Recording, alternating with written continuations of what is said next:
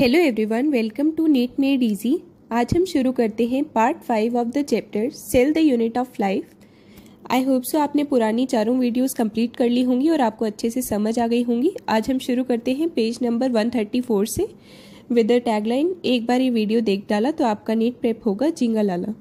So first topic of today's class is vacuoles. The vacuole is a membrane bound space found in the cytoplasm. तो पहली line में हमें ये बताया कि जो वैक्यूल है वो मेम्ब्रेन बाउंड होता है, उसके अराउंड सिंगल मेम्ब्रेन प्रेजेंट होती है, वो साइटोप्लाज्म में हमें मिलता है। It contains water, sap, excretory product and other materials not useful for the cell. तो ये आपसे पूछा जा सकता है कि कौन सी ऐसी ऑर्गेनेली है जो कंटेन करती है other materials not useful for the cell. तो उसमें ऑप्शन दे सकते हैं लाइसोसोम, वैक्यूल्स। तो कुछ बच्चे उसमें भी कंफ्यूज हो सकते हैं क्योंकि लाइसोसोम को हम सुसाइडल बैग्स बोलते हैं। तो इसका आंसर होगा वैक्यूल्स। इसके अंदर एक्सक्रीटरी प्रोडक्ट्स, वाटर, सैप और अदर मटेरियल्स जो कि यूजफुल नहीं है सेल के लिए वो प्रेजेंट होते हैं। The vacuole is bounded by a single membrane cold tonoplast. यहाँ पर हमें वैक्यूल की मेम्ब्रेन का नाम बताया हुआ है, that is tonoplast. In plant cells, the vacuole can occupy up to 90% of the volume of the cell. हमने पहले भी पढ़ा था कि जो प्लांट सेल में होता है वो सेंट्रली वैक्यूल होता है और एक लार्ज सेंट्रल वैक्यूल प्रेजेंट होता है जो कि approximately 90% of the volume of the cell को ऑक्यूपाई कर सकता है। In plants, the tonoplast facilitates the transport of a number of ions and other materials against the concentration gradient into the vacuole. Hence, their concentration is significantly higher in the vacuole than in the cytoplasm.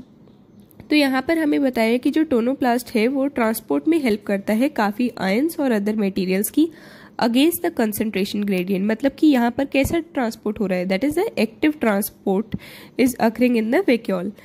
क्योंकि यहाँ पर जो concentration होती है materials की वो high होती है वैक्यूल के अंदर than in the cytoplasm.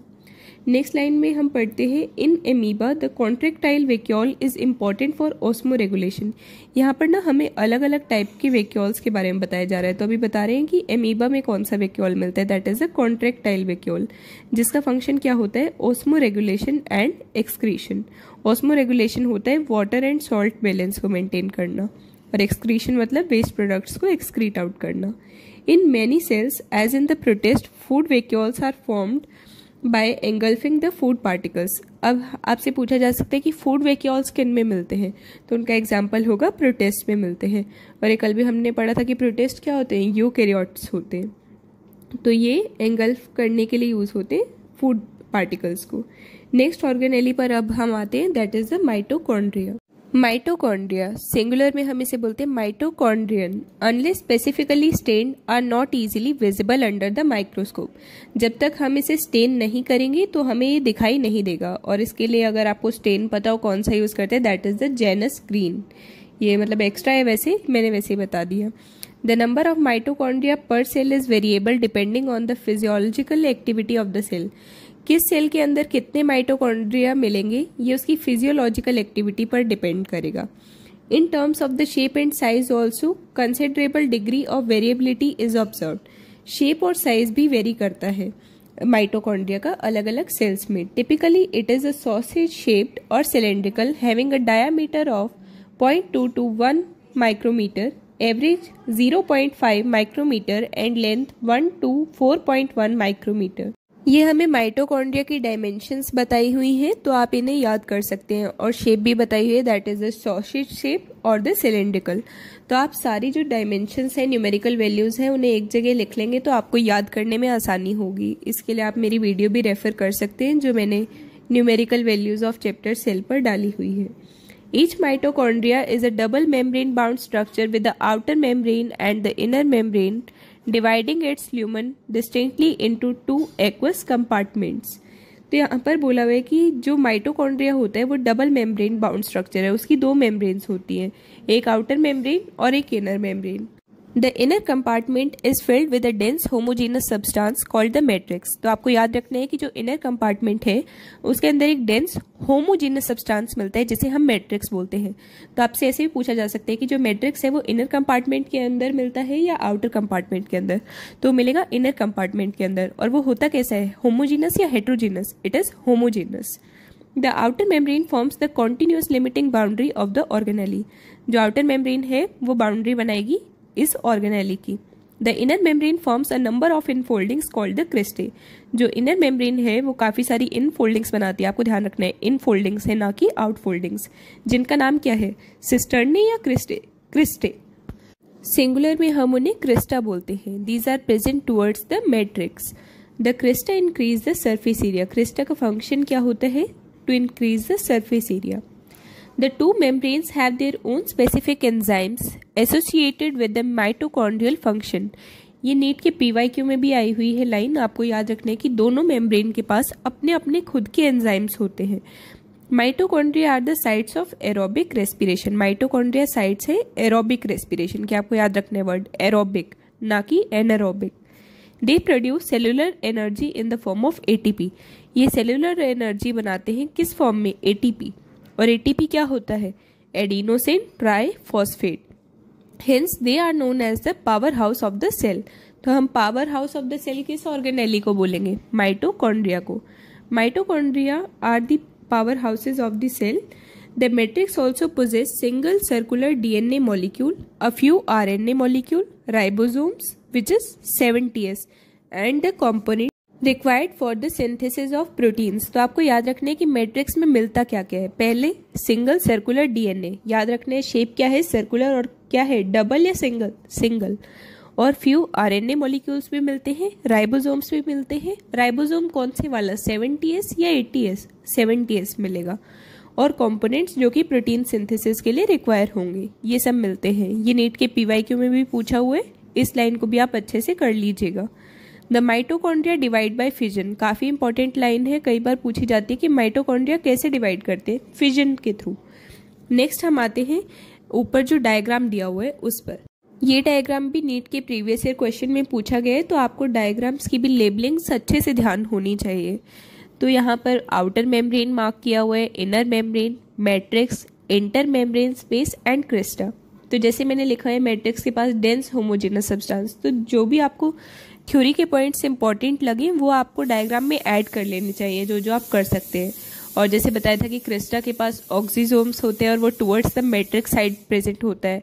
Outer और इनर मेम्ब्रेन के पास खुद के स्पेसिफिक एंजाइम होते हैं, तो ये भी आप अपने ही डायग्राम के अंदर ऐड कर सकते हैं। नेक्स्ट अब हम आते हैं नेक्स्ट ऑर्गेनेली पर, दैट इज द प्लास्टिड्स।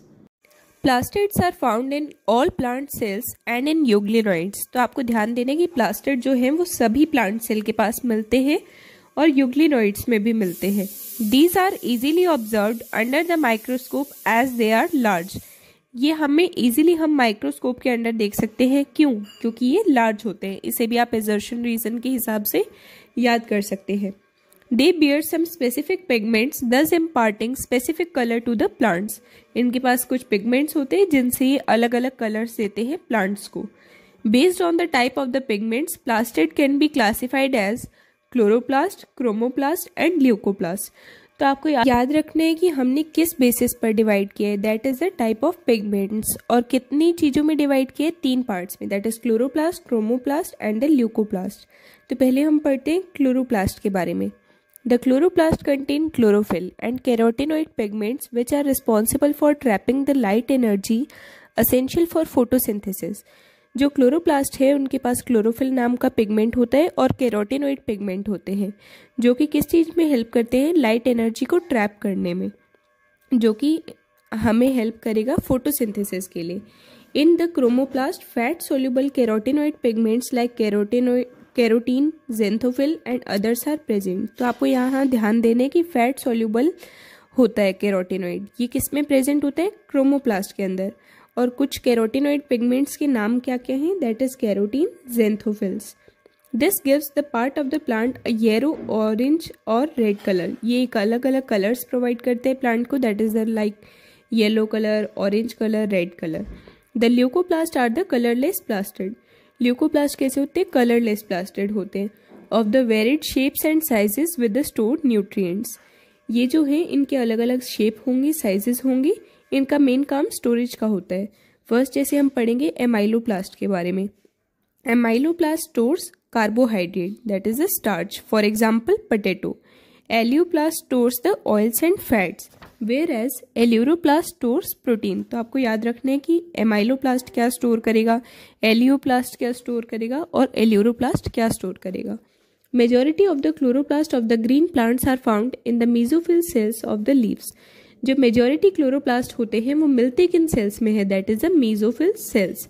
और इनकी शेप हमने स्टार्टिंग में first part of the video में कवर करा था, तो वो आप बताएंगे कौन सी शेप हमने पढ़ी थी। अरे तो नेक्स्ट लाइन में ही आ गया, these are length shaped oval, spherical, discoid और even ribbon like organelles having variable length 5 to 10 micrometer and width 2 to 4 micrometer. नहीं, ये क्लोरोप्लास्ट की शेप है, मैं आपसे मेसोफिल सेल की शेप पूछ रही हूँ, तो वो आप बताएंगे कमेंट्स में। और ये डायमेंशंस भी आपको याद रखनी है। Their number varies from 1 per cell of the Chlamydomonas, a green algae, to 20 to 40 per cell in the mesophyll। तो आपको याद रखना है कि क्लेमाइडोमोनास में कितने क्लोरोप्लास्ट होंगे, एक होंगे एक सेल के अंदर। और क्लेमाइडोमोनास क्या है, ग्रीन एल्गी है। 20 to 40 per cell in the mesophyll। और मेसोफिल सेल में कितने क्लोरोप्लास्ट होंगे, 20 to 40 एक सेल के अंदर होंगे। Like mitochondria the chloroplast are also double membrane bound. Mitochondria और क्लोरोप्लास्ट में ना काफ़ी सारी सिमिलैरिटीज़ होती हैं। इनमें से सबसे मेन सिमिलैरिटी है कि दोनों के दोनों डबल मेम्ब्रेन बाउंड होते हैं। Out of the two the inner chloroplast membrane is relatively less permeable. जो क्लोरोप्लास्ट की अंदर वाली मेम्ब्रेन होती है वो कम परमिएबल होती है, वो सब मटेरियल्स को आर पार नहीं जाने देती। The space limited by the inner membrane of the chloroplast is called the stroma. जो इनर मेम्ब्रेन ऑफ क्लोरोप्लास्ट है उसके अंदर जो स्पेस होगा उसे हम स्ट्रोमा बोलते हैं। A number of organized flattened membranous sacs called the thylakoids. जो फ्लैट मेम्ब्रेनस सैक्स होते हैं उन्हें हम थाइलाकोइड्स बोलते हैं। वो प्रेजेंट कहाँ होते हैं, स्ट्रोमा के अंदर। Thylakoids are arranged in stacks like the piles of coins called grana. जो थाइलाकोइड्स होते हैं वो पाइल्स ऑफ कॉइन्स की तरह अरेंज होते हैं। जैसे एक कॉइन के ऊपर हमने एक कॉइन रख दिया, इसे बोलेंगे पाइल्स ऑफ कॉइन्स, तो उसे हम ग्रेना बोलते हैं। और द इंटरग्रेनल थाइलाकोइड्स, या हम ग्रेना को एक और नाम दे सकते हैं, that is the intergranal thylakoids. In addition these are flat membranous tubules called the stroma lamellae connecting the thylakoids of the different grana. यहाँ पर हमें बताया कि फ्लैट मेम्ब्रेनस ट्यूब्यूल्स होती हैं जिन्हें हम स्ट्रोमा लेमेले बोलते हैं। वो कनेक्ट करती हैं अलग अलग थाइलाकोइड्स को डिफरेंट ग्रेना के। ये भी हम डायग्राम में भी देखेंगे। The membrane of the thylakoids enclose a space called lumen. एक बात आपको ध्यान रखनी है, पहले हमने पढ़ा था कि जो space limited by the inner membrane of chloroplast क्या था, दैट इज अ स्ट्रोमा। और अब बताया हुआ कि membrane of the thylakoid enclose a space, जिसे हम ल्यूमन बोलेंगे। ये टेस्ट में कई बार कंफ्यूज कर दिया जाता है, तो आपको याद रखना है ये लाइन भी अच्छे से। The stroma of the chloroplast contain enzymes required for the synthesis of carbohydrates and proteins. ये question of the day series में भी मैंने आपसे पूछा था। आपको ध्यान रखना है कि वो एंजाइम किन किन की सिंथेसिस के लिए बनाएंगे, कार्बोहाइड्रेट्स और प्रोटीन, सिर्फ इन दोनों चीजों की। It also contains small double stranded circular DNA molecules and ribosomes. तो जैसे हमने माइटोकॉन्ड्रिया में पढ़ा था, सिमिलरली वैसे ही इनके पास भी डबल स्ट्रैंडेड सर्कुलर डीएनए होगा और राइबोसोम्स होंगे। Chlorophyll pigments are present in the thylakoid. तो जैसे मान लीजिए आपसे पूछा गया है कि जो क्लोरोफिल पिगमेंट है वो प्रेजेंट कहाँ होता है, थाइलाकोइड में, ग्रेना में, मेम्ब्रेन में, स्ट्रोमा लेमेले में। तो आंसर क्या आएगा, दैट इज द थाइलाकोइड्स।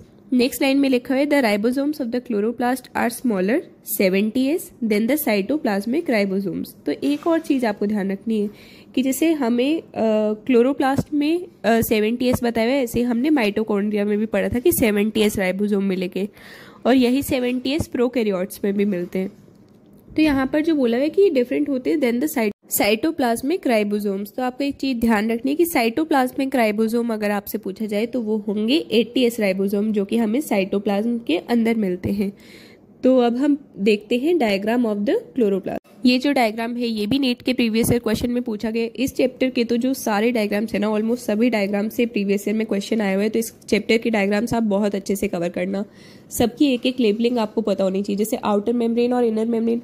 वैसे यहाँ पर देखने में आपको इजी लग रहा है, लेकिन पेपर में अगर आ जाएगा तो कंफ्यूज हो जाते हैं हम, क्योंकि हमने डायग्राम उतने ध्यान से नहीं देखा होता। तो अभी आप ध्यान दें, आउटर मेम्ब्रेन, इनर मेम्ब्रेन, फिर हमें शो किए हुए ग्रैनम, देन थाइलाकोइड्स जो अलग अलग पार्ट्स हैं, और जो टोटल पार्ट बनाया हुआ like the piles of coin, that is the granum, और जो कनेक्ट कर रहा है दैट इज द स्ट्रोमा लेमेले।